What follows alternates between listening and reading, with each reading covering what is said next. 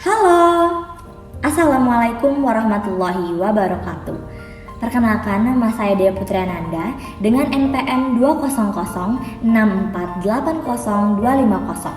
Dalam video singkat dan dalam kesempatan ini, saya akan menjelaskan materi PPh Badan sebagai salah satu syarat ujian akhir semester saya dengan judul pengusaha kena pajak wajib pajak badan, orang pribadi, dan badan usaha tetap. Dan sebelum saya menjelaskan tentang pengusaha kena pajak wajib pajak badan, orang pribadi, dan badan usaha tetap, saya akan terlebih dahulu menjelaskan apa itu definisi PPh Badan. Definisi badan yaitu badan adalah sekumpulan orang dan atau modal yang merupakan kesatuan, baik yang melakukan usaha maupun tidak melakukan usaha. Dalam PPh Badan ini juga memiliki subjek dan objek, yaitu subjek pajak badan adalah setiap badan usaha yang diberikan kewajiban membayar pajak baik dalam periode bulan maupun tahun dan disetor ke kas negara. Sebagaimana yang tercantum dalam pasal 4 ayat 1 Undang-Undang PPh yang meliputi yang pertama, hadiah dari kegiatan dan juga penghargaan. Yang kedua, keuntungan karena penjualan atau karena pengalihan harta yaitu selain tanah dan juga bangunan.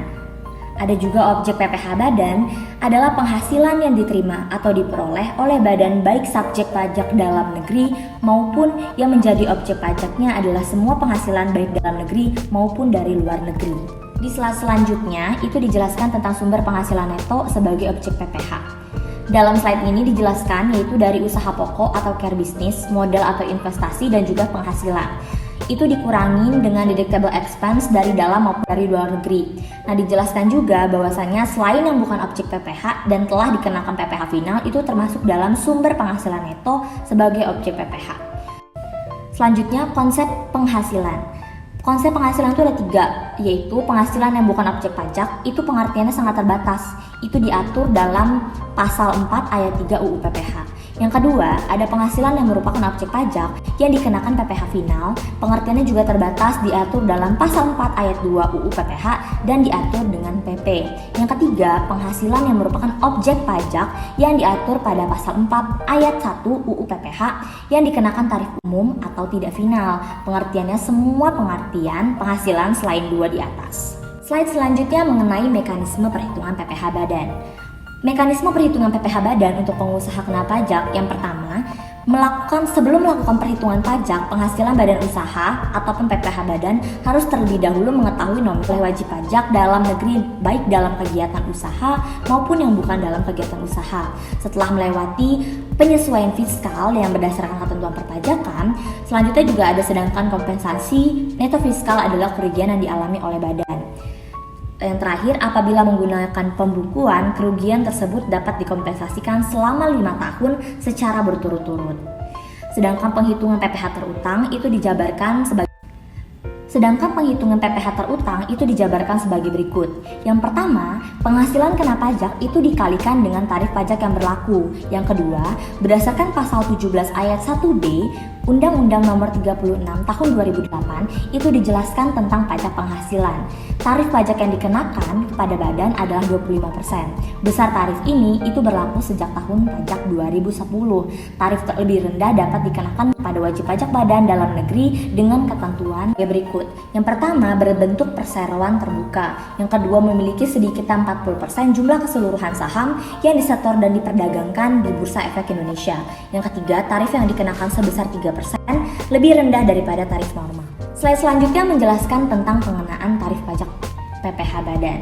Nah, PPh Badan ini tarifnya itu turun secara bertahap, yaitu 22% pada tahun 2020 dan juga 2021, 20% pada tahun 2022 ini. Syarat penurunan tarif PPh Badan lebih rendah 3% bagi perusahaan terbuka TBK, yaitu saham dikuasai setidaknya 300 pihak. Yang kedua, setiap pihak di dalam perusahaan terbuka TBK ini hanya diizinkan menguasai saham di bawah 5% dari keseluruhan saham yang diperdagangkan dan disetorkan penuh.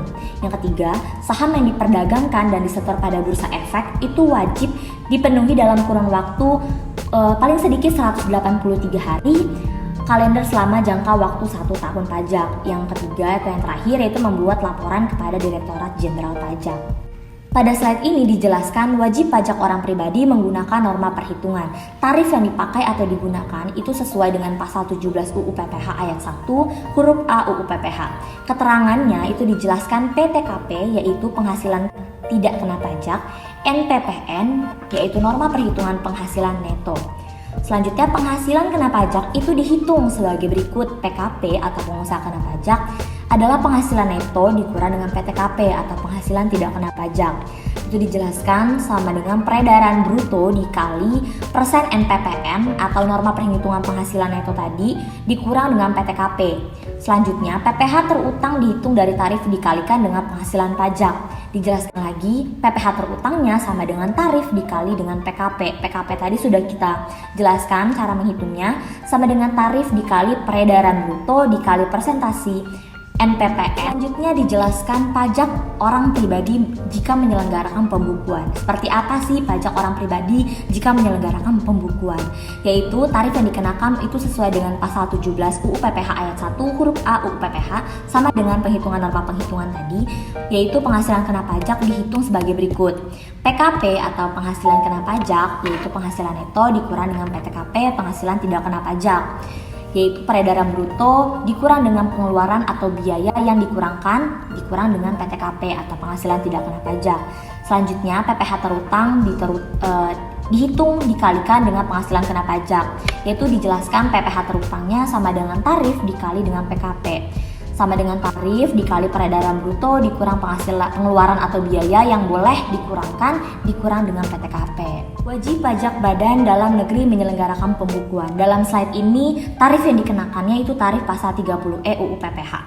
Menghitung PKP-nya yaitu penghasilan neto sama dengan peredaran bruto dikurang pengeluaran atau biaya yang dikurangkan. Jika menghitung PPH terutangnya yaitu PPH terutang sama dengan tarif dikali PKP. PKP tadi sudah dijelaskan sama dengan tarif dikali peredaran bruto dikurang pengeluaran atau biaya yang boleh dikurangkan.